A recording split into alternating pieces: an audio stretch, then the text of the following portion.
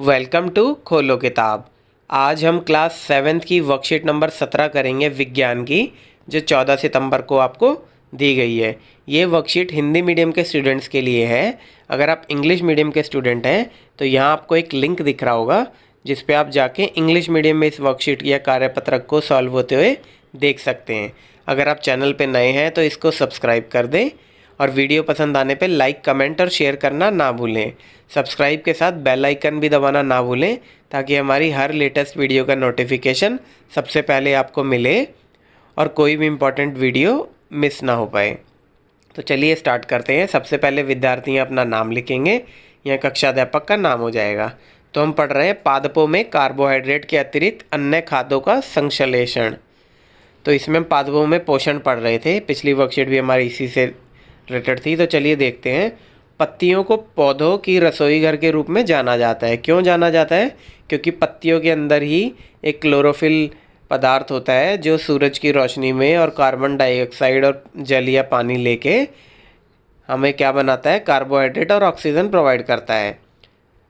और इसीलिए यही सब ये लिखा हुआ है, हरे पौधे सूर्य के प्रकाश की उपस्थिति में क्लोरोफिल, एक हरे रंग का वर्षक की सहायता से पत्तियों में अपने भोजन संश्लेषित करते हैं।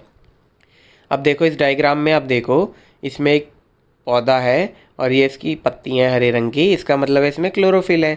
अब ये जल जड़ों से लेता है, जल यहाँ ऊपर जाता है, कार्बन डाइऑक्साइड जो हम अपने मुंह से छोड़ते हैं ऑक्सीजन लेने के बाद, वो वातावरण में रहती है, वहाँ से लेता है और सूरज की रोशनी के उसमें ये क्या बनाता है? एक तो कार्बोहाइड्रेट बनाता है, शुगर जिसे बोलते हैं, जो सबसे जल्दी इंस्टेंट एनर्जी प्रोवाइड करते हैं, और साथ में देता है ऑक्सीजन जो हम ह्यूमन बीइंग यूज़ करते हैं या दूसरे एनिमल्स यूज़ करते हैं सर्वाइवल के लिए।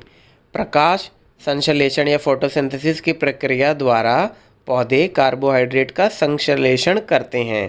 कार्बोहाइड्रेट किस किस से मिलके बनता होता है? नाम से ही पता चल रहा है। कार्बो मतलब कार्बन, हाइड्रेट मतलब वाटर, और हाइड्रेट वाटर H2O होता है फार्मूला, तो हाइड्रोजन और कार्बन से। तो ये तीन चीज़ों से मिलके बनेगा, कार्बन, हाइड्रोजन और ऑक्सीजन से।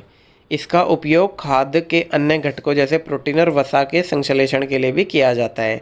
जो हम प्रोटीन और फैट बनाते हैं उसके लिए भी हमें कार्बोहाइड्रेट की ही ज़रूरत पड़ती है। मतलब सबसे ज़्यादा इम्पोर्टेंट होता है कार्बोहाइड्रेट। और क्या लिखा गया है? प्रकाश संश्लेषण के दौरान ऑक्सीजन का उत्पादन होता है, ये हमने अभी पढ़ा ही है।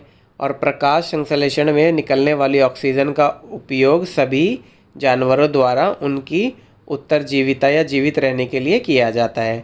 अब ये देखो, यहाँ एक लड़की की फ़ोटो है। ये क्या करती है? ऑक्सीजन लेती है, फिर ऑक्सीजन के माध्यम से जो ब्लड सर्कुलेट होता है वहाँ से हमारे हर ऑर्गन को ऑक्सीजन की ज़रूरत पड़ती है, तो वहाँ से ऑक्सीजन चला जाता है। फिर जो गंदा ब्लड है जिसमें ऑक्सीजन की जगह कार्बन डाइऑक्साइड आता है, वो लंग्स के थ्रू हमारे कार्बन डाइऑक्साइड बाहर निकल जाती है। यही कार्बन डाइऑक्साइड यूज़ करते हैं प्लांट अपना खाना बनाने के लिए और ऑक्सीजन देने के लिए। तो एक तरीके से चक्र बनता रहता है, इक्विलिब्रियम रहता है ह्यूमन और एनिमल्स और प्लांट्स में, दोनों ही एक दूसरे के लिए ज़रूरी होते हैं। आइए प्रश्न उत्तर देख लेते हैं। प्रश्न नंबर 1 क्या है? डैश और डैश प्रकाश संश्लेषण के लिए उत्पाद हैं। क्या हैं? क्या क्या आते हैं प्रकाश संश्लेषण के उत्पाद? क्या क्या हैं? तो हमने पढ़ा था फोटोसिंथेसिस में क्या क्या होता है। एक तो ऑक्सीजन आएगा और एक आएगा कार्बोहाइड्रेट, तो यही हम लिख देंगे, कार्बोहाइड्रेट और ऑक्सीजन। फिर प्रश्न नंबर 2 क्या था? कार्बोहाइड्रेट डैश डैश और डैश से बने होते हैं। अब ये देखो, आपको याद करने का एक अच्छा तरीका बता देता हूँ। कार्बोहाइड्रेट, कार्बो आ रहा है तो कार्बो किसके लिए होता है? कार्बन के लिए। हाइड्रेट मतलब होता है पानी के लिए, और पानी का फार्मूला आपको पता ही है, H2O होता है। तो उसमें H हाइड्रोजन के लिए होता है, O होता है ऑक्सीजन के लिए। तो इस प्रकार आप याद कर सकते हैं कार्बोहाइड्रेट। तो इस प्रकार आप याद करेंगे तो आपको इजीली याद हो जाएगा। तो कार्बोहाइड्रेट में क्या क्या होता है? कार्बन, हाइड्रोजन और ऑक्सीजन। फिर प्रश्न नंबर 3 क्या है? सभी जीवों के जीवित रहने के लिए प्रकाश संश्लेषण क्यों आवश्यक है?